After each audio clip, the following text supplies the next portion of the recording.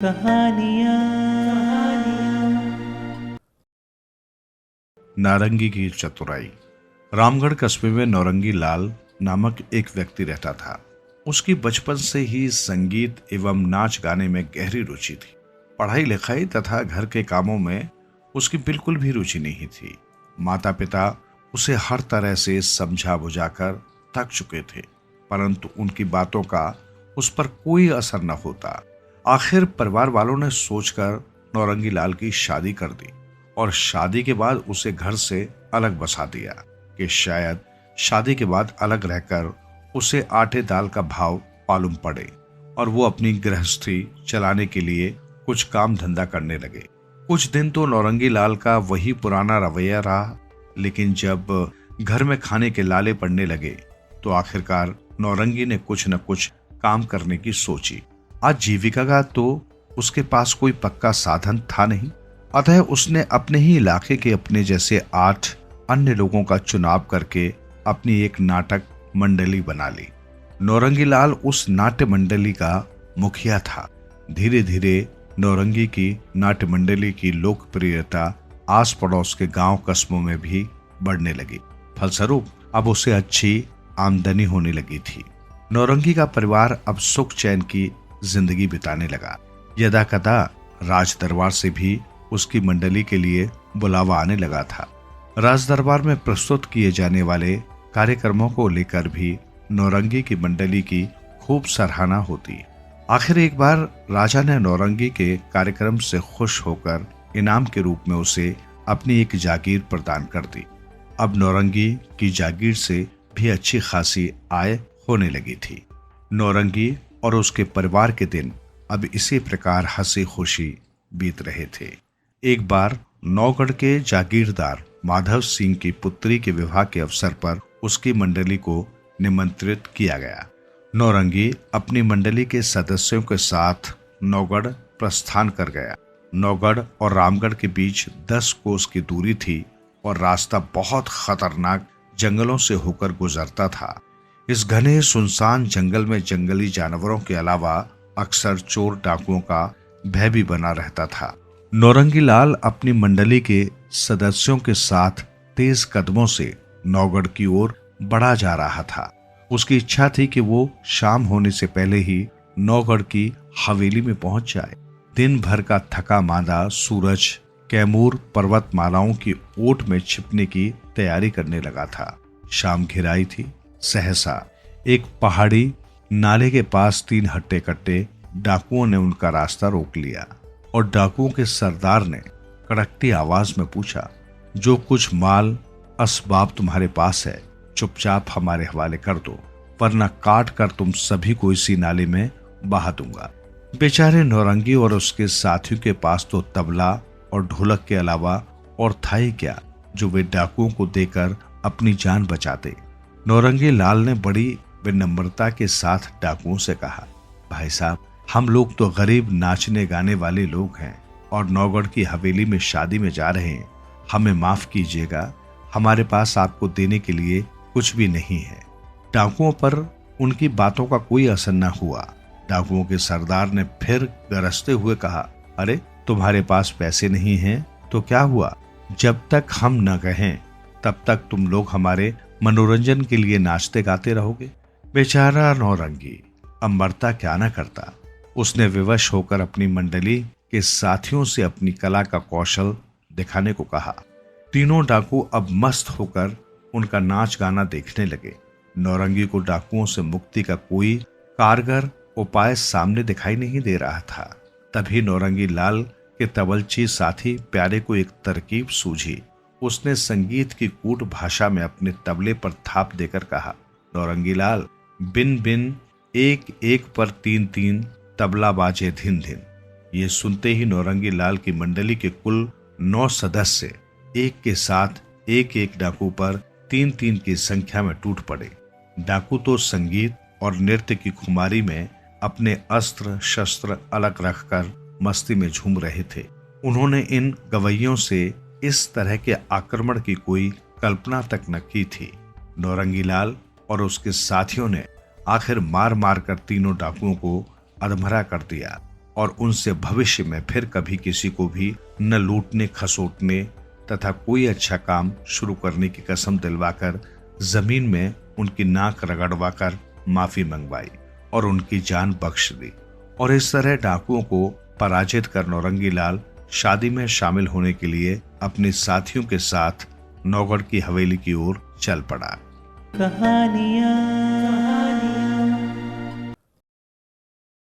पछतावा। एक गांव में दो बहनें रहती थी। एक 16 साल की थी तो दूसरी 10 साल की। बड़ी का नाम राखी और छोटी का नाम रेखा था। दोनों बहुत दुखी थी क्योंकि उन पर माँ का साया नहीं था। सौतेली माँ सुखमती उनसे खूब काम लेती लेकिन खाने के लिए भरपेट नहीं देती थी। सुखमती की भी एक बेटी थी, उसका नाम नीतू था। उसे बहुत अहंकार था। वो भी दोनों बहनों को डांटती थी। वे बेचारी क्या करती, वे लाचार थी। एक दिन उसने बिना किसी वजह के रेखा को खूब पीटा। रेखा बेहोश हो गई। सुखमती ने कोई ध्यान नहीं दिया। राखी घबरा गई। वो जल्दी से पानी लाई और थोड़ा पानी पिलाया। कुछ देर बाद उसे होश आया। फिर पड़ोस में कमला काकी के पास गई और रोकर अपनी व्यथा सुनाई। कमला काकी बहुत उदार थी। उसे दोनों पर तरस आ रहा था। कमला काकी सुखमती के पास गई और उससे कहा, तुम इन दोनों को इतना तंग क्यों करती हो? ये तो बिना माँ किए, इन पर कुछ तरस खाओ। यदि मोहल्ले में पता चल गया तो तुम्हारी बदनामी होगी। सुखमती ने अपनी बेटी को बुलाया और कहा कि देखो नीतू, राखी और रेखा को यहाँ रखना मुश्किल है क्योंकि इस तरह तो गली मोहल्ले में हम बदनाम हो जाएंगे। नीतू बोली, इन्हें कहीं दूर जंगल में छोड़ा है। ठीक है, सुखमती ने कहा, ऐसा करने पर कोई हम पर शक भी नहीं करेगा और हमारा काम बन जाएगा। कुछ देर बाद नीतू ने दोनों बहनों को आवाज लगाई, उन्हें पास बिठाया। फिर सुखमती प्यार से बोली, तुम हमेशा घर में ही रहती हो, आज तुम्हें बाहर घुमाकर लाते हैं। ये सुनकर दोनों बहुत खुश हुई। नीतू उन दोनों बहनों को साथ लेकर जंगल की तरफ चल पड़ी। राखी और रेखा समझ नहीं पा रही थी कि आज नीतू उनसे इतना प्यार क्यों जता रही है। तीनों दोपहर को जंगल में पहुंची। चारों तरफ सन्नाटा था। तीनों इधर उधर घूमने लगी। तभी अचानक नीतू ने प्यार का बहाना बनाया और वो राखी से बोली, सामने जो पहाड़ दिखाई दे रहा है उसके पीछे एक छोटा सा तालाब है, तुम दोनों वहीं जाकर सुराही भर लाओ। राखी बोली, हमें उधर जाने में डर लगता है, तुम तो अक्सर इधर आती हो तो तुम ही पानी ले आओ। डर किस बात का? नीतू बोली, इधर तो कोई जंगली जानवर भी नहीं है, बस पहाड़ के पीछे जाओ और पानी ले आओ। राखी और रेखा मजबूर होकर उस पहाड़ की तरफ चल पड़ी। उनके ओछल होते ही नीतू घर की ओर चल पड़ी। दोनों पहाड़ के पीछे पहुंची तो वहां कोई तालाब नहीं था। कुछ दूर चलने पर एक छोटा सा झरना दिखाई दिया। उन्होंने वहां से सुराही भरी और वापस जंगल आ गई, किंतु अब वहां नीतू नहीं थी। हाँ, उस जगह खाना जरूर रखा था। राखी ने रेखा से कहा कि तुम घबराओ नहीं, पहले खाना खा लेती हैं, फिर रास्ता ढूंढते ढूंढते वापस घर चले जाएंगे। दोनों ने खाना सामने रखा ही था कि एक बूढ़ा आ गया। उसके शरीर पर काफी घाव थे और उनसे खून बह रहा था।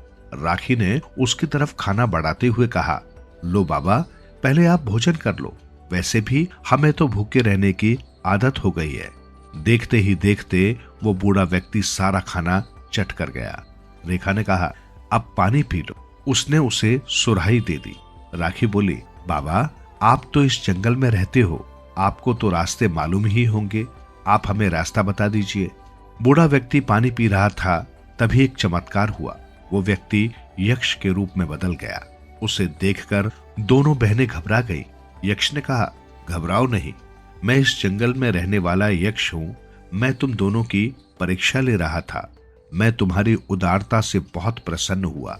मैं जानता था कि तुम भूखी प्यासी हो, फिर भी तुमने सारा भोजन मुझे दे दिया। मैं ये भी जानता हूँ कि तुम दोनों बहुत दुखी रहती हो। बस आज के बाद तुम्हें और दुख नहीं उठाने पड़ेंगे। तुम दोनों मेरे साथ चलो। फिर यक्ष उन्हें एक गुफा में ले गया और कहा, तुम्हारी मुट्ठी में जितने हीरे मोती आए उठा लो। उन्होंने ईमानदारी से एक मुट्ठी उठा लिए। यक्ष ने उनको रास्ता बता दिया। दोनों आगे बढ़ी। तभी यक्ष ने कहा, जरा ठहरो, तुम्हारी माँ को सजा देना तो मैं भूल ही गया। बताओ उन्हें क्या सजा दूं? राखी ने कहा कि आप उन्हें क्षमा कर दे, आखिर वो हमारी माँ के समान है, फिर हमें रहना भी तो उन्हीं के पास है। यक्ष राखी का उत्तर सुनकर प्रसन्न हुआ और बोला, अब तुम घर जाओ, तुम्हारी सौतेली माँ तुम्हें तंग नहीं करेगी। दोनों बहनें घर पहुंची तो माँ बेटी हैरान रह गई। फिर दोनों ने अपने साथ हुई घटना उन दोनों को सुनाई। उनकी बात सुनकर सुखवती सोचने लगी, मुझे ऐसा नहीं करना चाहिए था, क्योंकि ये भी तो मेरी बेटी नीतू की तरह ही है। सुखमती की आंखों से पश्चाताप के आंसू बहने लगे और सुखमती ने राखी और रेखा को गले से लगा लिया। सुखमती के व्यवहार को देखकर दोनों बहनें बहुत खुश हुई। नीतू को भी अब अपने किए पर दुख हो रहा था।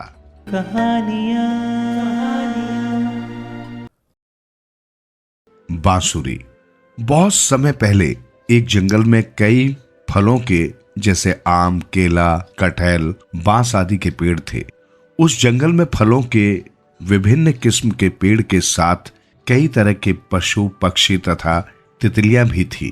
एक शाम घनघोर बारिश हुई, जिसके कारण जंगल में चारों ओर पानी ही पानी दिखाई पड़ने लगा।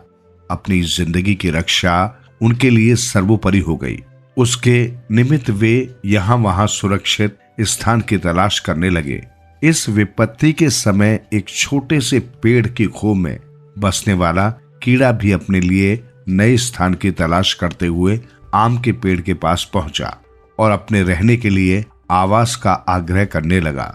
मैं आपके शरीर में छोटा सा छिद्र कर लूंगा, मुझे तब तक आश्रय दीजिए जब तक मुझे कोई निश्चित ठिकाना नहीं मिल जाता।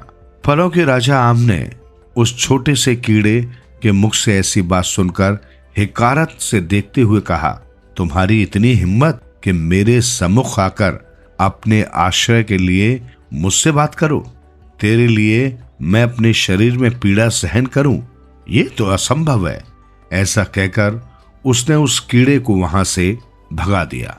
बहुत निराश होकर वो कटहल के पेड़ के पास पहुंचा और अपने लिए आश्रय मांगने लगा, परंतु कटहल के पेड़ ने भी उसे आश्रय देने से इनकार कर दिया।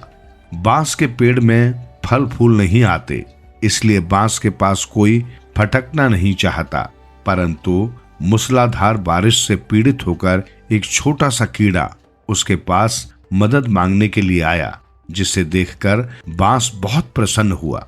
प्रसन्नता से गदगद होते हुए उसने कहा, मेरी शरण में आए हो, आश्रय चाहते हो, मुझे मंजूर है। तुम मेरे शरीर में छिद्र बनाकर मेरे यहाँ रह सकते हो। तुम जितना चाहो छिद्र बना सकते हो। मदद के लिए आया कीड़ा बहुत प्रसन्न हुआ। उसने 4-5 छिद्र बनाकर अपने लिए वहां निवास स्थान तैयार किया।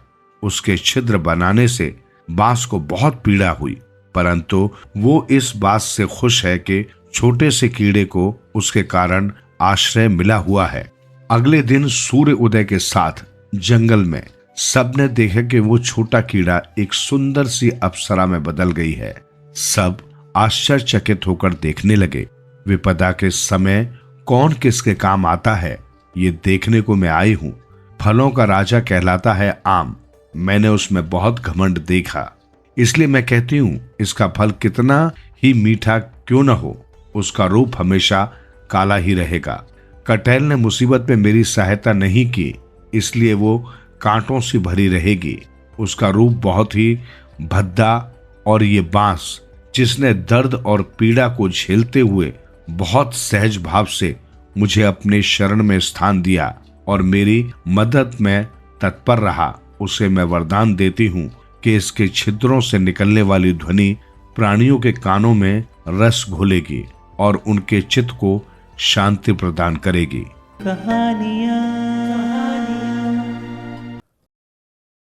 बेचारा सुरेंद्र मेरे साथ 6ठी कक्षा में पढ़ता था। यद्यपि वह राजपूत परिवार का लड़का था, फिर भी उसका रहन सहन और वेशभूषा परंपरावादी ब्राह्मणों जैसी थी। सर पर छोटे छोटे बाल और बीच में गुच्छेदार लंबी चोटी, माथे पर लंबा तिलक या गोल टीका तथा गले में छोटे दानों की रुद्राक्ष माला, मोटे धागे वाला जनेऊ। 5 साल में ही उसका जनेऊ हो गया था तथा कुर्ता और धोती, पैंट शर्ट या कुर्ता पजामा वो बहुत कम पहनता था। दांत कुछ आगे निकले हुए, हाव भाव चुलबुला और रंग गेहुआ। देखने में सुमिता की मूर्ति, किंतु शरारती नंबर 1। लगभग 50 वर्ष हो गए। इस समय वो कहाँ है, क्या कर रहा है, मुझे कुछ पता नहीं, किंतु उसका वो विचित्र रूप और कारनामे मुझे आज भी याद है। जब कभी उसका चेहरा कल्पना में उतरता है तो मैं भी मुस्कुराए बिना नहीं रह पाता। कक्षा में हम लोग लगभग 35-40 विद्यार्थी थे। डीएवी कॉलेज में जहां हमारी कक्षा चलती थी, वहां कमरा मुख्य भवन से थोड़ा हटकर था। ऊपर खपरेल और नीचे ऊबड़ खाबड़ बिछी हुई ईंटें, बीच बीच में धूल भरी झांकती जमीन, लकड़ी का श्यामपट और कच्ची ईंटों की दीवारें। हमारे कक्षा अध्यापक थे SD पांडे। आयु लगभग 50-55 की, स्वास्थ्य अच्छा, सफेद बालों में पुता खिजाब, तेल के साथ लकीर के रूप में लटकती उसकी कालिख और मोटे फ्रेम का चश्मा, 4 खाने की कमीज और कमर में सरकती पैंट जिसे वे बार बार खींचकर ऊपर करते रहते थे। हमें अंग्रेजी पढ़ाते थे और बांस की मजबूत छड़ी के बिना कभी कक्षा में प्रवेश नहीं करते थे। सुरेंद्र से उनकी पुश्तैनी दुश्मनी थी। कक्षा में घुसने के साथ ज्यों ही श्याम पट पर दृष्टि डालते, उलटकर सवाल करते, श्याम पट पर चित्र किसने बनाया है। श्याम पट पर कभी उल्लू, कभी बिल्ली या कार्टून बना होता। एक क्षण कक्षा में शांति, फिर कोई कह देता, गुरुजी सुरेंद्र। बस पांडे जी न आगे देखते न पीछे, सुरेंद्र को खींचकर झुका देते और धम धम पीठ पर 4-5 मुक्के जड़ देते, या हाथ में छड़ी रहने पर उसे ही 2-4 बार जमा देते। सुरेंद्र बेचारे की सांस अटक जाती और तिलमिला जाता। चारों तरफ सन्नाटा और बस उसकी सिसकियों की आवाज। बेचारा देर रात तक रोता रहता या कक्षा के बाहर चला जाता, किंतु दूसरे दिन बदला लेने से नहीं चूकता। जो ही पांडे जी की कक्षा लगने को होती, उनकी कुर्सी के एक पाए के नीचे से ईंट हटा देता और चुपचाप पीछे जाकर बैठ जाता। जो ही पांडे जी आते, कुर्सी पर बैठते, धड़ाम से उलट जाते। पूरी कक्षा हंसने लगती। पांडे जी आव देखते न ताव, लपक कर पीछे जाते। सुरेंद्र की चुटिया पकड़कर 4 फेरा घुमा देते। बेचारा झटपटाने लगता। ऊपर से 2-4 झापड़ भी रसीद कर देते। वो लाख कहे कि ईंट उसने नहीं हटाई, किंतु पांडे जी एक न सुनते और गुस्सा उस पर उतार देते। ऐसा नहीं था कि कक्षा के और लड़के गौतम बुद्ध या गांधी बाबा थे। शरारत अधिकांश करते थे, किंतु लात खाता था बेचारा सुरेंद्र। विश्व मोहन कम बदमाश नहीं था। जब पांडे जी तन्मयता से कुछ पढ़ा रहे होते तो बीच में मुंह से कोई उल्टी सीधी ध्वनि निकाल देता, कभी म्याऊं या मैं कह देता। सभी लड़के जोर से हंस देते। पांडे जी आग बबूल हो जाते और पैंट सरकाते खड़े होकर पूछते, कौन है? कोई नहीं बोलता। पांडे जी एक क्षण कक्षा में दृष्टि दौड़ाते और सुरेंद्र को खींचकर पटक देते। धम धम कुछ घूंसे जड़ते और न जाने क्या क्या बड़बड़ाते। चेहरा तमतमा जाता और पसीने से तरबतर हो जाते। सुरेंद्र बेचारा टेढ़ा सा हो जाता और गिड़गिड़ा कर कहता, मैं नहीं था। पांडे जी उसकी एक न सुनते और बड़बड़ाते रहते। ये भी नहीं जानना चाहते थे कि आवाज किसने की। विश्व मोहन और दूसरे शरारती बच्चे खूब मजा लेते। कभी कभी ये भी पांडे जी के शिकार बन जाते। शोर सुनकर कई बार प्रिंसिपल साहब भी आ जाते और पांडे जी के ऊपर रौब गाड़ते, उनके अनुशासन की आलोचना करते। बच्चे भी डांट खाते, लेकिन फिर ज्यों के त्यों। एक दिन सुरेंद्र की शरारतों के कारण एक विशेष घटना हो गई। जब उनकी घंटी शुरू होने को हुई तो सुरेंद्र ने उनकी कुर्सी पर बने दराज में एक आलपिन घोंस दी। पांडे जी उस दिन छुट्टी पर थे या कहीं और व्यस्त थे। अचानक उनकी कक्षा में हिंदी पढ़ाने वाले राय साहब आ गए। ये बड़े ही रौब दौब वाले सख्त अध्यापक थे। जो ही आकर कुर्सी पर बैठे, उनके मुंह से चीख निकल गई। आलपिन उन्हें चुभ गई थी। एक क्षण तो वे भौचक्के हो गए, किंतु दूसरे ही क्षण संभल गए और संयत स्वर में बोले, कुर्सी में कुछ है, चुभ गया। बच्चों को तो काटो तो खून नहीं। आखिर वे कैसे बताते कि कुर्सी पर न बैठे। सब कुछ अचानक हुआ। सुरेंद्र तो थर थर कांप रहा था, बाल बाल बच गया। अंत में राय साहब बोले, लगता है किसी अध्यापक के रजिस्टर से कोई आलपिन गिरकर यहाँ जोड़ में फंस गई है। खैर कोई बात नहीं, तुम लोगों का कोई दोष नहीं। सभी बच्चे सर घुमा घुमा कर सुरेंद्र की ओर देखने लगे। वो डर गया, सोचा अब खैरियत नहीं। खड़ा होकर रोने लगा। राय साहब ने पूछा, क्या बात है, रो क्यों रहे हो?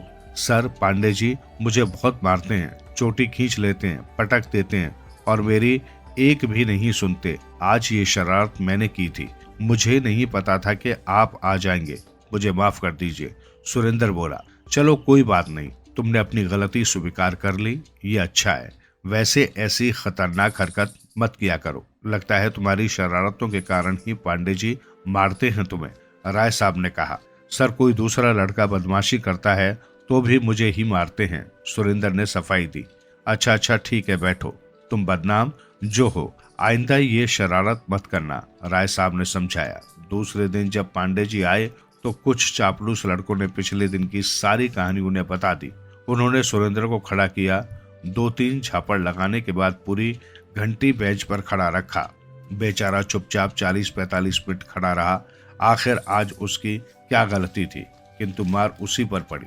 वास्तव में सुरेंद्र को चिढ़ाने या मार खिलाने में कक्षा के लड़कों का आनंद आता था।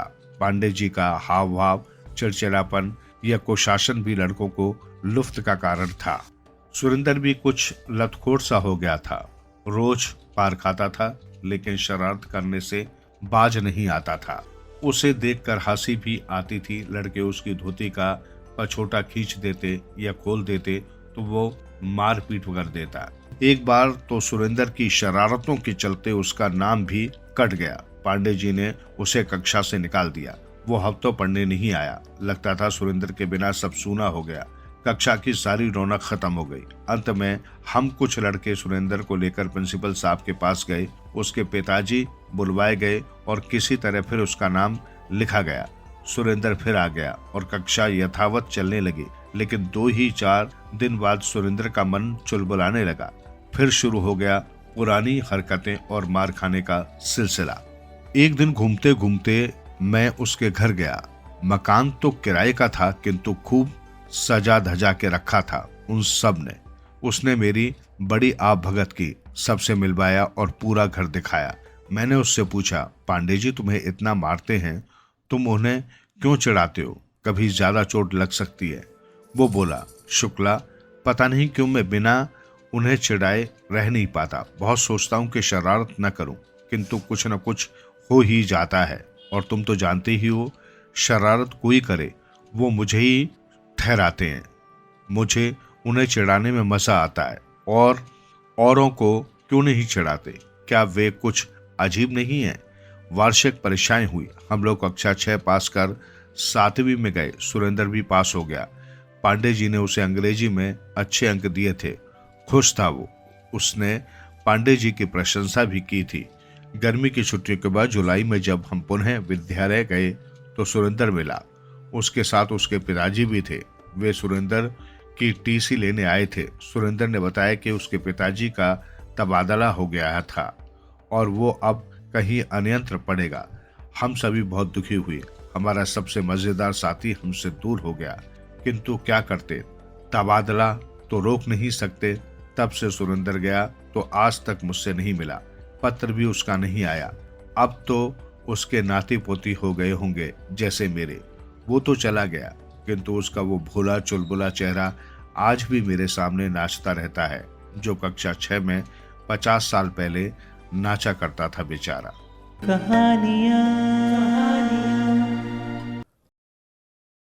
बोका नहीं डरा। बोका को घर में सभी बोका कहकर घर में क्यों बुलाते थे ये तो नहीं पता, पर अब तो बोका को भी ये नाम अच्छा लगने लगा था। पर हाँ, एक बात उसे अच्छी नहीं लगती थी। सब भला उसे डरपोक क्यों कहते थे? ये तो कोई अच्छी बात नहीं। ये ठीक है कि एक बार रात को अंधेरे में जब छत पर उसकी हिंदी की कॉपी और पेंसिल छूट गई थी और उसे कॉपी पेंसिल लेने जाना पड़ा तो थोड़ा डर सा लगा। फिर उसने मीना दीदी से कहा था, दीदी चलो तो मेरे साथ, छत पर मेरी कॉपी छूट गई है, पेंसिल भी। मीना दीदी तब उसके बार बार कहने पर बड़ा एहसान करते हुए छत पर गई थी। उसने देखा कि उसकी हिंदी की कॉपी उसी तरह चारपाई पर पड़ी थी और पास में पेंसिल भी थी। असल में शाम को वो छत पर बैठकर ही तो होमवर्क कर रहा था। फिर होमवर्क पूरा होते ही पतंग उड़ाने में लीन हो गया। बाद में पतंग डोरी हुचके के चक्कर में ऐसा खोया कि वो सारी चीजें तो नीचे आ गई, मगर छूट गई हिंदी की कॉपी और पेंसिल। मीना दीदी के साथ वो कॉपी और पेंसिल लेकर आया और अपने काम में जुट गया। पर उसे क्या पता था कि मीना दीदी जो मीठी छुरी से कम नहीं है, पूरे घर में ऐसे गा गा कर सुना देंगी कि हर कोई मजाक उड़ाने पर उतारू हो जाए। और तो और जब पिछले हफ्ते शर्मा अंकल अपने बच्चों के साथ आए, तब भी मीना दीदी ने ऐसे गा गा कर उसके डरपोकपन का किस्सा सुनाया कि शर्मा अंकल और उनके बच्चे रिंकू टिंकू के हंसते हंसते पेट में बल पड़ गए, गाल फूल गए। और इधर वो हैरान परेशान एक कोने में बैठा सारे तीर और बर्छियां सहता रहा और फिर जाकर अपने कमरे में बंद हो गया। जो भी हो, उस दिन के बाद से बोका को चैन नहीं है। अब ये भी क्या बात हुई कि जिसे भी देखो वो उसे ढेरू कहकर छेड़ता है। नहीं नहीं, ये तो ठीक नहीं है। और उसके बाद तो बोका ने तय कर लिया कि उसे अकेले सारे काम करने की आदत डालनी होगी, चाहे कोई कितना ही अंधेरा या सुनसान रास्ता हो, वो अकेले जाकर दिखा देगा। यहाँ तक कि छत पर भी 2-4 बार रात में जाकर देख आया कि कहीं उसे डर तो नहीं लगा। ये बात अलग है, दिल में धुक धुक तो हो रही थी, मगर बोका भी कम नहीं था। दादाजी की जो पुरानी वाली छड़ी है ना, जिसे अब वो काम में नहीं लाते, उसने चुपके से छिपाकर अपने कमरे में रख ली है। अब कभी रात को छत पर जाना होता है तो छड़ी हाथ में लेकर संभल संभल कर जाता है कि अगर कोई चोर, डाकू या भूत मिला तो एक ही बार में काम तमाम कर देगा और भाग आएगा। अब तो मम्मी घर का कोई सामान लाने के लिए रात में कहती, या होमवर्क के लिए पेंसिल, रबर, कॉपी या कलर लाना होता तो वो बेझिझक कह देता, मम्मी अब मीना दीदी की जरूरत नहीं है, मैं अकेला ही चला जाऊंगा। मीना दीदी अचरज से आंखें बिटर बिटर कर उसे देखती और हैरान होती कि वाह बच्चों, देखूं कब तक ऐसे निडर बने रहते हो, आखिर तुम्हें मेरी मदद की जरूरत तो पड़ेगी, फिर देखना मैं तुम्हारे डरपोकपन की गाथा कैसे पूरे घर को सुनाती हूँ। इधर बोका ने कुछ समय से एक नया ही फैसला किया था। नीचे बेसमेंट में 3 कमरे थे जो पापा ने शायद गोदाम के रूप में इस्तेमाल के लिए बनवाए थे और अब खाली पड़े रहते थे। उसने सोचा मुझे रात देर तक पढ़ना होता है तो मैं बैठकर क्यों न पढ़ा कर रहूं, घर वाले परेशान नहीं होंगे और मेरी पढ़ाई भी अच्छी चलती रहेगी। ऐसे तो नहीं कि बेसमेंट की बीच वाली बैठक में पढ़ते हुए बोका को बिल्कुल डर न लगता हो, पर दादाजी की पुरानी वाली छड़ी उसके हर डर का रामबाण इलाज थी। जब कभी ज्यादा डर लगता तो वो छड़ी उठाता, 2-3 बार फर्श पर पटपटा देता। उसे लगता कि वो ऐसा जादू मंत्र है कि मन का सारा डर गायब, एकदम गायब। मानो फर्श पर छड़ी फटफटाते ही दादाजी उसकी मदद के लिए सामने आ खड़े होते और तब उसके मन का सारा भय पूंछ दबाकर भाग खड़ा होता। एक बार का किस्सा है, बोका नीचे वाले बेसमेंट में पढ़ रहा था। गणित की नई वाली यूनिट उसे हल करनी थी जिसमें पूरे 25 सवाल थे। इनमें से 17 उसने हल कर लिए थे, बस 8 बाकी थे कि इतने में नींद हल्के हल्के उसकी आंखों में छाने लगी। एक मन कह रहा था, छोड़ बोका छोड़, 17 सवाल तो हो ही गए, 8 फिर कभी कर लेना, और करो न करो क्या फर्क पड़ता है। पर दूसरा मन कह रहा था, बोका तुमने फैसला किया था ना कि रात में पूरी यूनिट हल करके सोऊंगा, अब भले ही कितनी नींद आए सवाल तो पूरे करने ही है। जब 17 सवाल हल हो गए तो बाकी 8 करने में कौन सी मुसीबत है, कहकर उसने आंखों पर पानी के छींटे मारे और फिर से अपने लिखने पढ़ने की मेज पर जम गया। मगर अभी वो 21वें सवाल पर ही पहुंचा था कि एक नई मुसीबत आ गई और खटखट खटखट की शक्ल में थी, यानी कि खटखट खटखट। अरे ये कैसी आवाज है? बोका चौंका। भीतर एक कपकपी सी छूटी, पर उसे नजरअंदाज करके उसने पढ़ाई में मन लगाने की कोशिश की, पर इस बार खटाके की आवाज ज्यादा साफ थी, खट खट खटाक। अरे ये क्या? बोका अपनी जगह से उछल गया, पर वो कुछ सोच पाता इससे पहले ही कोई चीज छन छना कर फर्श पर गिरी। थोड़ी देर में कांच का बरसों पुराना पड़ा झाट फड़ूस एकाएक चक्कर खाकर जमीन पर आ गिरा, झन, और फिर सारे कमरे में कांच ही कांच। अरे राम, कौन है ये भूत? क्या सचमुच भूत? बोका परेशान हो गया। ऊपर की सांस ऊपर, नीचे की नीचे। अगर उसे पहले ही ये पता होता तो नीचे वाले बेसमेंट वाले कमरे में ऐसी आफत है और ऐसा खतरनाक भूत है तो वो यहाँ नीचे आकर पढ़ने का इरादा करता ही क्यों? क्या मैं उस कमरे में जाकर देखूं कि वहां सचमुच हाल क्या है? आखिर कुछ तो पकड़ में आए, भूत नहीं तो भूत की लंगोटी सही। वो अभी इसके लिए हिम्मत जुटा ही रहा था कि अचानक एक ऐसा संगीत सुनाई दिया कि उसकी गूंज तीनों कमरों में व्याप्त थी। पी पी पी पी। ओ, ये तो भूत भी अजीब है, कोई संगीत प्रेमी भूत जान पड़ता है। मालूम पड़ता है इसने कोई बांसुरी से बजाई है। नहीं, बांसुरी नहीं, कोई और बाजा जान पड़ता है। वो क्या नाम है, वो क्या नाम है? उसने बार बार उस बाजे का नाम याद करने की कोशिश की जिससे पी पी प्यू प्यू की आवाज आती, मगर डर के मारे उसकी हालत इतनी खराब थी कि कुछ याद ही नहीं आया। अब तो बोका की हिम्मत जवाब दे गई, नहीं नहीं, ये तो भूत ही हो सकता है, कोई और नहीं। क्या वो दौड़कर ऊपर चला जाए या फिर दीदी को ही आवाज लगाए, मीना दीदी, अभी 11:30 बजे हैं, अभी अभी पढ़ाई खत्म करके वो सोई ही होंगी, मेरी आवाज सुनकर वे खट से चली आएंगी। नहीं, बोका ने सोचा, वो फिर मेरा मजाक उड़ाएंगी, फिर हंस हंस कर कहेंगी कि अरे ओ बोका, तू इतना डरपोक है तो नीचे आकर पढ़ने और बहादुर बनने का दिखावा किया ही क्यों? ऊपर बैठकर नहीं पढ़ सकता था अपने स्टडी रूम में? बड़ा आया बहादुर की दुम कहीं का। सोचते सोचते बोका की आंखों से 2 आंसू टपके और जमीन पर जा गिरे। पर क्या मैं हिम्मत नहीं कर सकता? क्यों नहीं कर सकता भला? भूत मुझे खा थोड़े ही जाएगा, और खा भी जाएगा तो ऐसी क्या बात है, मैं भी तो उसे छठी का दूध याद दिला सकता हूँ। बोका ने एक बार फिर जोश से भरकर सोचा, और सोचते हुए उसे लगा उसके मन में फिर हिम्मत जुटने लगी है। वो उस दिन साइंस वाले मेहता साहब कह रहे थे ना कि भूत भूत कुछ नहीं होता, ये तो सिर्फ मन का बहम है, एकदम मन का बहम और कुछ नहीं। बोका ने सोचा तो उसे अपने अंदर बड़ी ताकत सी महसूस हुई। उसने मन ही मन सोच लिया कि वो साथ वाले कमरे में जाकर देखेगा कि मामला क्या है, और भूत हुआ तो भूत से पंजे लड़ाने में भी पीछे नहीं रहेगा। पर अभी ये सोच ही रहा था कि इतने बड़े जोर की धप की आवाज सुनाई दी, जैसे कोई भारी सा बोझ कहीं गिरा हो, शायद कोई आदमी कूदा है या फिर शायद भूत। फिर भूत का ख्याल आया और बोका के मन में खुदुर खुदुर उसकी हिम्मत जवाब दे गई। पर धप की आवाज के बाद जब कोई और आवाज नहीं आई और देर तक सन्नाटा रहा, तो बोका को अपने अंदर हिम्मत जागती हुई महसूस हुई। उसने धीरे धीरे अपने मन को ठकठकाया, अरे बोका, सुन जरा, एक बार चलकर देखना तो चाहिए। आखिर बोका ने पूरी हिम्मत बटोरते हुए अपनी मुट्ठियां बंद कर ली। 2-4 बार जमीन पर उठक बैठक की ताकि मन में ढेर सारा जोश भर जाए और सामने कोई चोर डाकू आ जाए तो उसे वो झट से दबोच सके। बड़ी हिम्मत से पैर जमाते हुए वो साथ वाले कमरे में गया तो उसकी आंखें जरूरत से ज्यादा चमक रही थी, मानो वो झटपट देख लेना चाहती हैं कि भूत यहाँ रहा। नहीं नहीं नहीं, वो नहीं वहां। मगर जब उसकी आंखों ने पूरे कमरे का जायजा लिया तो वो हक्का बक्का रह गया।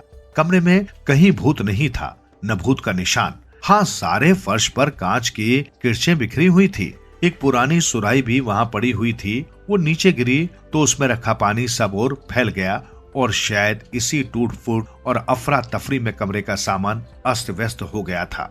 तभी बोका के मन में ख्याल आया कि कहीं यहाँ चोर डाकू तो नहीं आया। जरूर किसी ने सोचा होगा ये नीचे का गोदाम अब खाली रहता है तो यहाँ छिपकर रात में घर में चोरी डकैती की प्लानिंग। पर अगर सचमुच कोई चोर डाकू था तो वो नजर क्यों नहीं आता? वो आखिर गया कहाँ? हो सकता है कि ये मेरे मन का बहम ही हो, मगर पी पी आवाज तो पी पी की भी आई थी। और फिर धप, आखिर गिरा क्या था? लौटकर बोका फिर अपने पढ़ने की मेज पर आया। उसका दिमाग कुछ ठीक ठाक काम नहीं कर रहा था। चीजें रहस्यपूर्ण थीं और उनका रहस्य समझ में नहीं आ रहा था। चलो छोड़ो, पर यह तय है कि कमरे में कोई चोर डाकू नहीं है। होता तो भला इतनी जल्दी कहाँ चला जाता? कहीं वो हवा में घुल तो नहीं गया? आखिर बोका सब कुछ भूल भाल कर फिर से गणित के सवाल हल करने में जुट गया। उसने सोचा जो कुछ होगा वो तो होगा ही, मगर गणित की ये यूनिट किए बगैर तो मैं नहीं सोऊंगा। आखिर मैंने संकल्प जो किया था। और इतनी उत्तेजना के बावजूद बोका जब गणित के सवाल हल करने बैठा तो उसे कोई परेशानी नहीं हुई, बल्कि जो गणित के सवाल उसे अब तक मुश्किल लग रहे थे अब जरा आसान नजर आने लगे। उसे अपने अंदर ऐसा जोश महसूस हुआ कि दुनिया की कोई चीज मुश्किल नहीं है। जो मैं चाहूंगा कर लूंगा, जिससे चाहूंगा उससे भिड़ लूंगा, और अगर सामने भूत है तो भूत से डरने में भी क्या डर। होते होते गणित की पूरी यूनिट हल हो गई। बोका के मन में अपार खुशी की किरणें झिलमिलाई। वाह बोका वाह, ऐसी हालत में भी तूने गणित के सवाल हल कर लिए। उसके अंदर ही जैसे किसी ने बाहर आकर उसकी पीठ थपथपाई और कंधे सहलाए। अब बोका को बुरी तरह नींद सता रही थी, नींद और भय दोनों एक साथ। शायद इतनी देर की उत्तेजना और तनाव के कारण उसकी आंखें खुद ब खुद बंद हो चली थी, पर अचानक सर ऐसी तेजी से सरसराती आवाज आई जैसे कमरे में कोई चीज गोल घूमी और फिर बड़ी तेजी से कोई कूदा और भागा। उसके बाद तो इतनी तेजी से चक्कर पर चक्कर शुरू हुए जैसे छोटे से कमरे में बवंडर आ गया हो और उस भीषण बवंडर के बीच घिरा हुआ छोटा सा नन्हा सा बोका। वो समझ नहीं पा रहा था कि उफ, ये भूचाल है कैसा। ओ बैठे बिठाले अब कौन सी आफत आ गई। हाय भूत, जरूर ये भूत ही हो सकता है। कौन कहता है कि भूत नहीं होता। अगर ये भूत नहीं है तो फिर। इतने में फिर धप धप धपाक की आवाज और फिर शांति, अपार शांति। बोका ने अब साथ वाले कमरे में फिर जाकर देखा तो उसे पंजों के निशान दिखाई दिए। ओ, ये तो बिल्ली के पैरों के निशान है और फिर थोड़ी दूर ढेर ढेर कटे कागज। इन्हें जरूर किसी चूहे ने काटा है या फिर चूहा और बिल्ली। बिल्ली और चूहा, तो कहीं ऐसा तो नहीं चूहे के पीछे बिल्ली भागी और। वो कुछ सोच पाता इससे पहले ही एक बड़ी सी काली बिल्ली धप से एक बोरे से कूदी और तेजी से उछलती सामने सचमुच एक बड़ा मोटा सा चूहा था। वो चूहा उसके मुंह में आते आते रह गया और एक बोरे के कोने में जा छिपा। वहां से फिर छूमंतर। ओ, ये सिर्फ चूहे और बिल्ली की कहानी है, बिल्ली और चूहे की। और वो सोच बैठा था भूत वूत चोर डाकू और न जाने कुछ। मगर वो पी पी प्यू प्यू वो अनोखा संगीत कहां से निकला। क्या वो भी चूहे और बिल्ली की कहानी में से एक है। बोका सोचने लगा, तभी सामने पड़ी लकड़ी की पुरानी गुड़िया पर उसकी नजर गई जिसका रेशमी गुलाबी चोला चूहे ने काफी कुछ कुतर दिया था। बोका ने उसे उठाया और प्यार से उसके पेट को दबाया तो आवाज निकली, पी पी पी।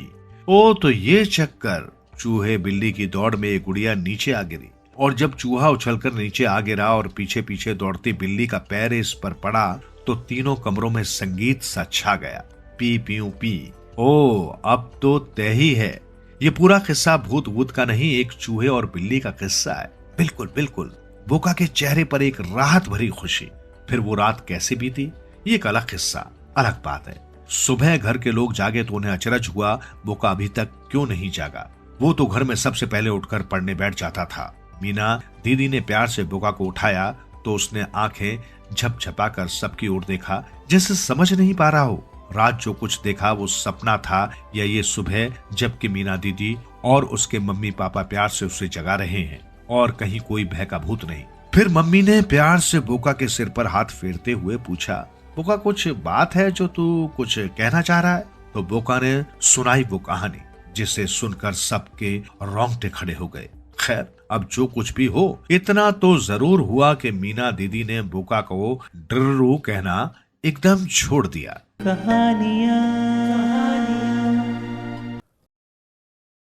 भला आदमी। बहुत समय पहले की बात है। किसी नगर में एक धनी पुरुष रहता था। उसने नगर में एक मंदिर बनवाया। मंदिर में भगवान की पूजा करने के लिए एक पुजारी रखा।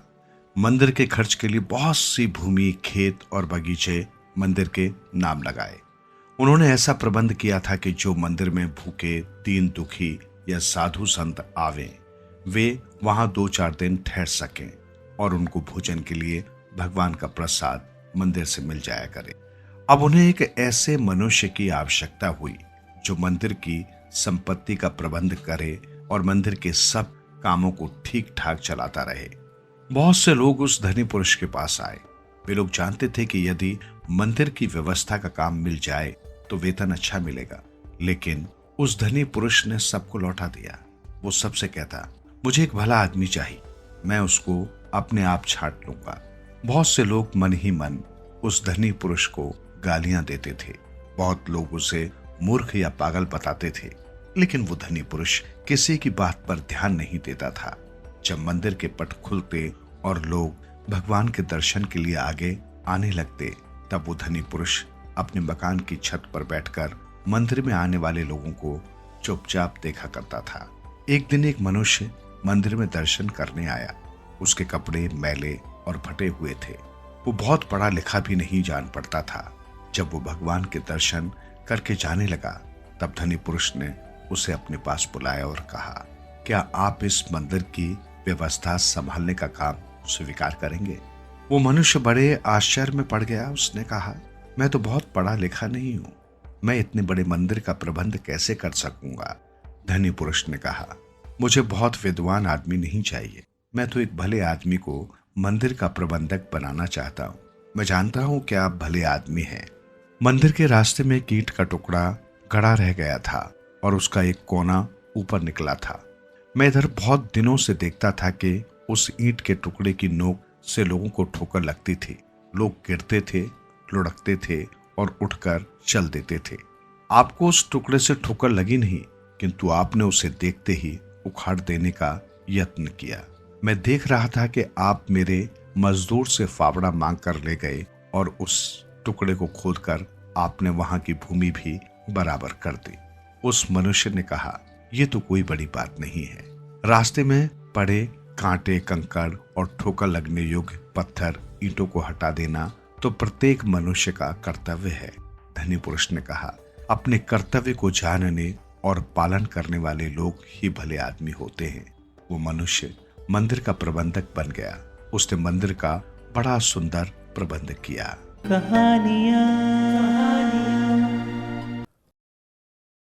भोंदू नाम तो उनका और कुछ था, लेकिन अपने गांव में ही नहीं, आसपास के इलाके में भी लोग उन्हें जानते थे भोंदू के नाम से।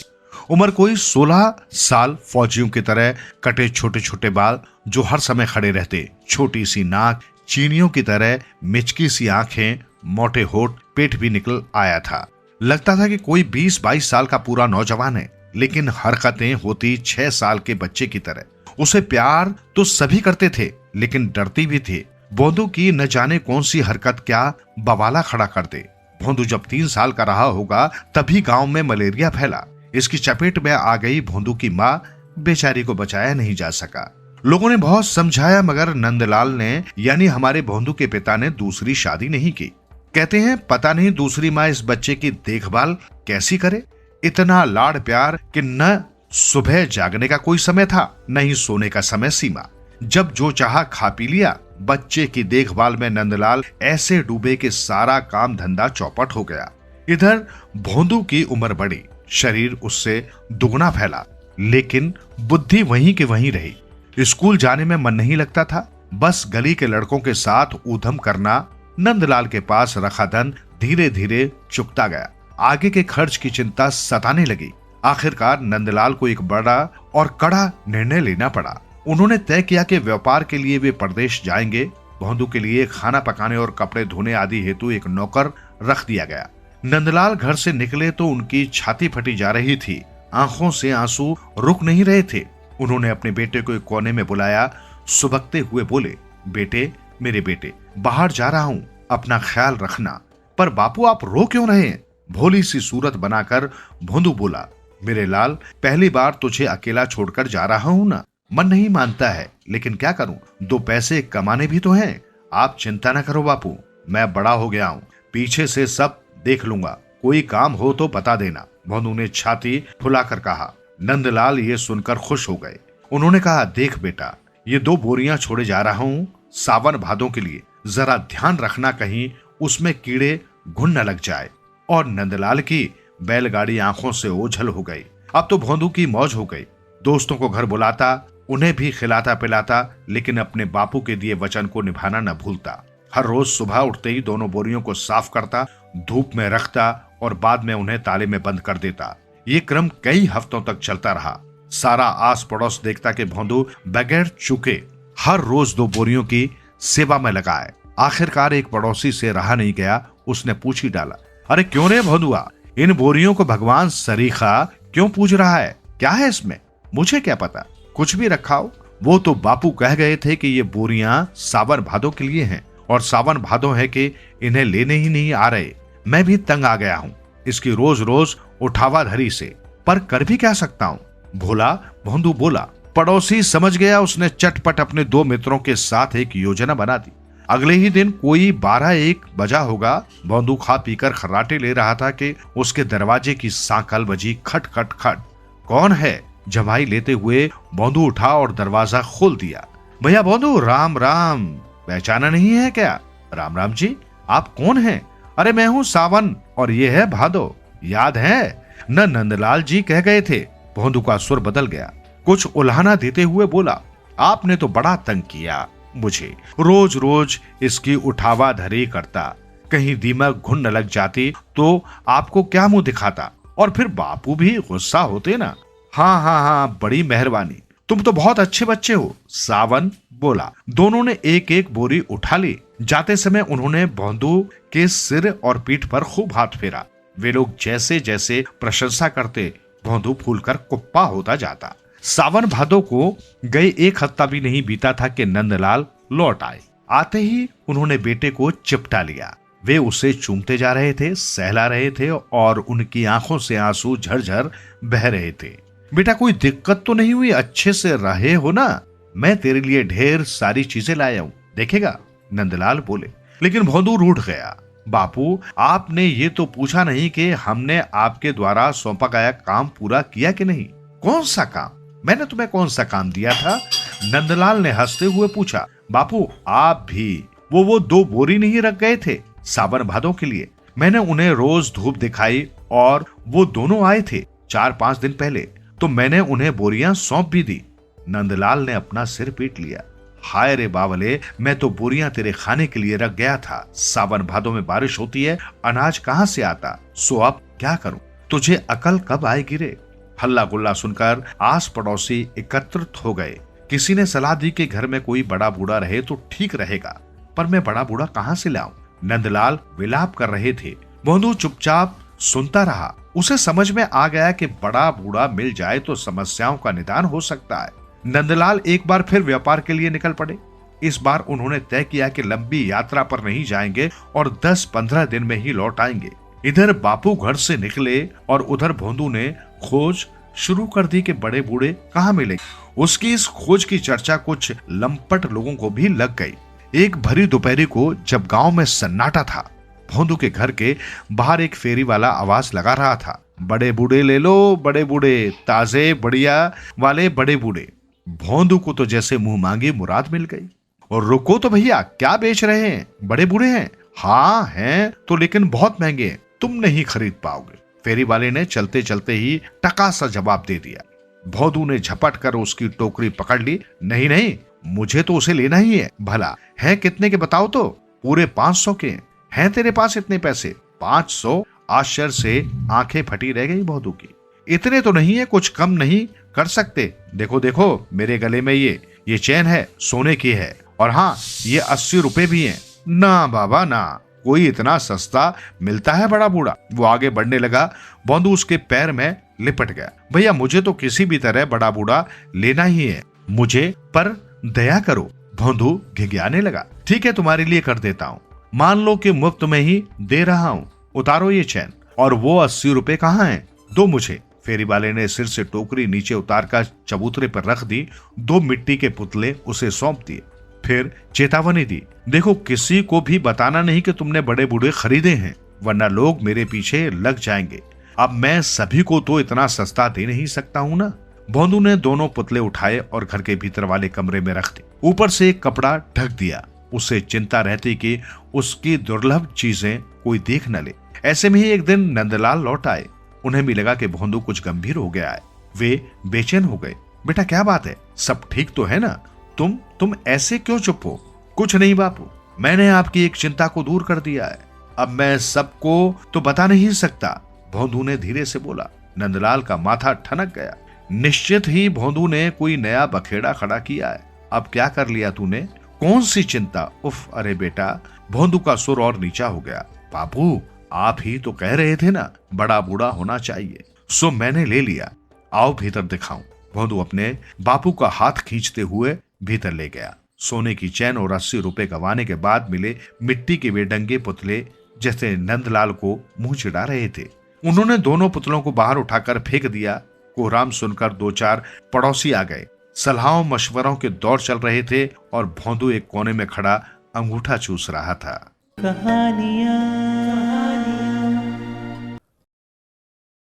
मेहनत की कमाई। बहुत समय पहले की बात है कि एक रियासत के राजा पद्मदेव सिंह अत्यंत ही विनम्र, त्यागी, कर्मठ, न्यायप्रिय तथा सच्चे प्रजापालक थे। उनके राज्य के लोग परिश्रमी होने के कारण सुखी, समृद्ध तथा प्रसन्न थे। समय आने पर राजा बूढ़ा हो गया और उसने राज्य का कार्यभार अपने 2 युवा बेटे ब्रह्मदेव तथा शक्तिदेव को सौंप दिया। कुछ समय पश्चात ही वो स्वर्ग से धर गया। बड़ा बेटा ब्रह्मदेव बहुत ही विलासी तथा आलसी था और वो परिश्रम करने में विश्वास नहीं करता था। वो खाने पीने में भी नौकरों पर निर्भर हो गया। उसका छोटा भाई शक्तिदेव उनके विपरीत था, क्योंकि वो सारा काम स्वयं करता था और किसी की सहायता न लेता था। बड़ा भाई उसे मजदूर, नौकर, सेवादार आदि नामों से पुकारता तथा उसे अपनी अपार धन दौलत के बल पर विलासपूर्ण जीवन व्यतीत करने की सलाह देता। किंतु वो कहता, आज हमारे पास राज्य है, ऐश्वर्य, लक्ष्मी है, किंतु ये सब न रहे तो फिर हम क्या करेंगे। उसकी इन बातों पर बड़ा भाई तनिक भी ध्यान नहीं देता था। कुछ समय व्यतीत होने पर राज्य में चारों ओर अराजकता फैलने लगी तथा जनता ने सरकारी आदेशों का पालन करना बंद कर दिया।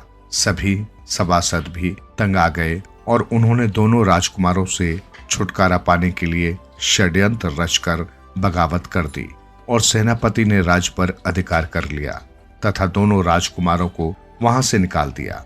वे भूखे प्यासे इधर उधर भटकते रहे। फिर उन्हें एक पुरानी बात याद आई। सीमा पार नदी के तट पर एक वृद्ध बाबा रहते थे। वे धार्मिक कार्यों तथा निर्धनों की सहायता हेतु उनके पिताजी से चंदा मांग कर लाया करते थे। उस समय दोनों भाई छोटे थे। उनके पिताजी ने मरने से पहले उनसे कहा था कि यदि किसी प्रकार की सलाह या सहायता की जरूरत पड़े तो उसे बाबा से मिलना। वे बड़े दयालु हैं, तुम्हें निराश नहीं करेंगे। ये सब बातें याद करके वे बाबा को ढूंढते हुए नदी के तट पर उनके निवास स्थल पर पहुंच गए। उन्होंने बाबा को सारा वृत्तांत सुनाया और सहायता के लिए अनुरोध किया। बाबा ने उन्हें धीरज देते हुए बताया कि यदि वे उनके कहे अनुसार काम करेंगे तो उन्हें उनका राज्य वापस मिल जाएगा। दोनों भाई प्रसन्न हुए और बाबा की हर बात मानने का वचन दिया। बाबा ने कहा, सर्वप्रथम तो तुम्हें आत्मविश्वास के साथ कठिन परिश्रम करना होगा, क्योंकि परिश्रम ही ऐसी पूंजी है जो असफलता को सफलता में बदल देती है। भाग्य भी परिश्रमी के पक्ष में रहता है। इसलिए तुम एक काम करो कि तट के समीप ये जो खाली भूमि पड़ी है इसे साफ करके खेत तैयार करो और फसल उगाओ। मेरे पास सभी प्रकार के बीज हैं जो मैं तुम्हें बोने के लिए दूंगा। फिर बाबा ने समीप के गांव से उनके लिए कृषि उपकरणों का प्रबंध भी कर दिया। दोनों भाइयों ने वैसा ही किया तथा दिन रात परिश्रम करके भूमि को समतल बनाकर कृषि योग्य बना दिया। फिर वे बाबा के पास बीज मांगने के लिए गए और कहा, आपके पास कौन कौन से बीज हैं? बाबा ने उत्तर दिया, मेरे पास राज्य रियासतों के बीज, सोने चांदी महलों के बीज, जागीरों के बीज, अनाज के बीज आदि असंख्य और विशेष बीज हैं। दोनों ने सोचा कि हम साधारण अनाज के बीज लेकर क्या करेंगे, क्यों न राज्य के बीज मांगे। उन्होंने जब राज्य के बीज मांगे तो बाबा ने कहा, अच्छी तरह सोच लो, क्योंकि एक राज्य तुम पहले ही गवा चुके हो। उन्होंने कहा, हम अब परिश्रम करके जी जान से उसकी रक्षा करेंगे। बाबा ने उन्हें बीज देकर कहा कि वे दिन रात खेतों में ही रहें। उन्होंने वैसा ही किया। समय पर फसल पककर तैयार हो गई, किंतु उन्हें आश्चर्य व दुख हुआ जब उन्होंने देखा कि फसल तो साधारण अनाज की थी।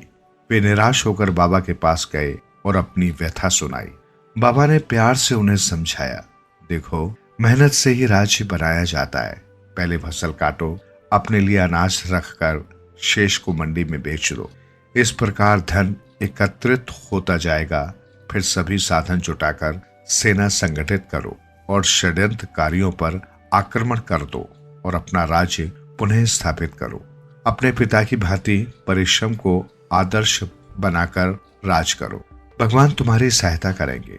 उन्होंने ऐसा ही किया और कुछ ही समय बाद सेनापति से अपना राज फिर से प्राप्त कर लिया। अब दोनों भाई परिश्रम का पर्याय बन चुके थे और इसी के बल पर जनता का मार्गदर्शन करते हुए एक शक्तिशाली तथा समृद्ध राज्य की स्थापना हुई।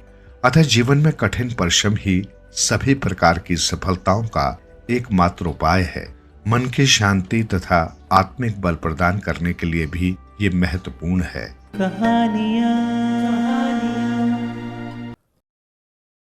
राजा को मिला सबक। एक बार विराटनगर के राजा चंद्रभान ने राज्य के लोगों में भूमि का वितरण किया। उसने किसानों और मजदूरों, कारीगरों को भूमि कम दी और ब्राह्मणों को काफी अधिक भूमि दी। इस पर लोगों ने सवाल उठाया कि ऐसा क्यों? तो राजा ने स्पष्ट किया, ब्राह्मण अन्य लोगों से अधिक बुद्धिमान और ज्ञानी होते हैं, इसलिए उन्हें अधिक भूमि देना ठीक है। वस्तुतः ये उनकी योग्यता का सम्मान है। इस बात पर अपनी बारी आने की प्रतीक्षा में खड़े लोहार और भिश्ती चिढ़ गए। दोनों मित्र थे। उन्होंने आपस में सलाह कर राजा को सबक सिखाने की सोची। जब लोहार का नंबर आया तो राजा ने उससे पूछा, तुम्हारा काम कितनी भूमि से चल जाएगा? लोहार बोला, महाराज, हथौड़े और कान के बीच में जितना अंतर है बस उतनी भूमि ही काफी होगी। बात राजा की समझ में आई। यद्यपि उसने सोचा इसे अपना काम करने के लिए 2-4 गज जमीन पर्याप्त होगी। फिर भिश्ती से पूछा, तुम कितनी भूमि लोगे? भिश्ती ने बताया, महाराज, 1 मश्क भर पानी जितनी जगह में आसानी से समा जाए बस उतनी ही भूमि मेरे लिए पर्याप्त होगी। राजा ने सोचा इसे भी 4-6 गज जमीन ही चाहिए। राजा ने 2 कारिंदे उन दोनों के साथ भेजे। कहा, इन्हें जमीन नाप दो।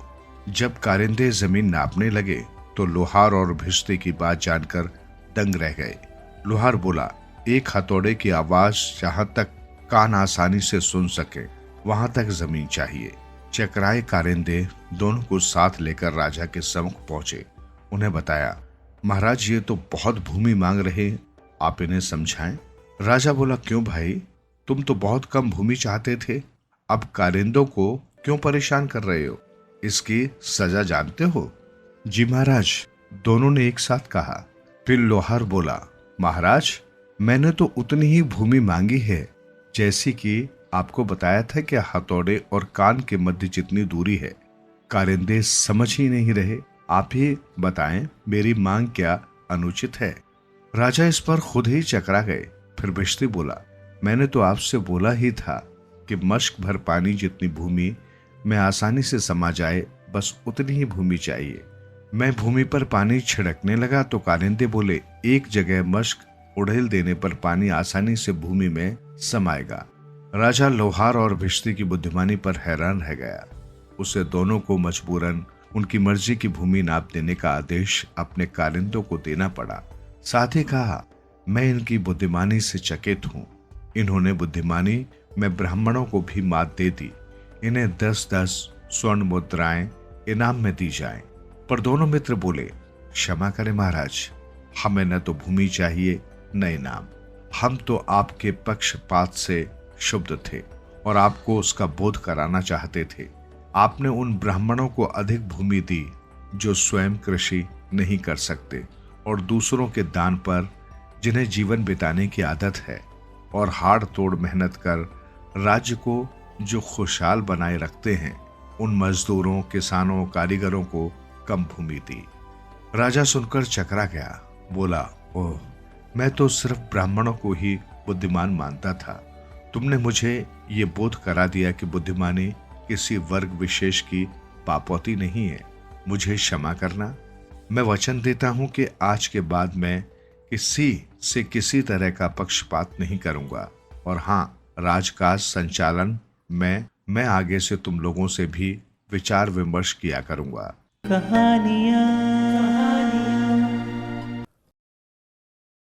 रुक गया सूरज। किसी गांव में एक बहुत अमीर आदमी रहता था। उसके खेतों में मजदूर काम करते थे। अमीर को हमेशा उनसे शिकायत रहती थी कि वे काम तो धीरे धीरे करते हैं और खाते बहुत ज्यादा हैं। सबसे ज्यादा अफसोस उसे इस बात का होता था कि दिन बड़ी जल्दी बीत जाता है। एक बार उसने सोचा किसी ऐसे आदमी को ढूंढा जाए जो ये बता सके कि दिन को और अधिक लंबा कैसे किया जा सकता है। एक दिन वो इसकी खोज में निकला। चलते चलते उसे आनंद नाम का एक नौजवान मिला। अमीर ने अपने मन की बात आनंद से कही। आनंद बोला, अरे मालिक, आप बड़े खुशकिस्मत हैं जो मैं आपको मिल गया। आटे के 10 बोरे मेरे घर पहुंचा दीजिए। मैं आपको दिन लंबा खींचना सिखा दूंगा। अमीर ने सोचा 10 बोरे थोड़े नहीं, पर इस काम के लिए इतनी कुर्बानी तो देनी ही होगी। अमीर ने आटा भिजवाया। तब आनंद ने उससे कहा, देखिए मालिक, दिन इसलिए बीतता है कि सूरज आसमान पर चलता है। दिन लंबा खींचने के लिए आसमान पर सूरज को रोकना होगा। इसका एक ही उपाय है, कांटा लेकर ऊंचे पेड़ पर चढ़ जाइए। सूरज की ओर कांटा बढ़ाकर उसे उसमें अटका लीजिए। बस फिर कांटे को जितना कसकर पकड़े रहेंगे, सूरज उतना ही धीरे चलेगा। पर कहीं सूरज आपके शरीर को झुलसा न दे, इसलिए आप मोटा कोट, टोपा और बूट पहनकर चढ़िएगा। ये काम खुद कीजिएगा ताकि किसी को पता न चले कि आप दिन को लंबा कैसे खींचते हैं।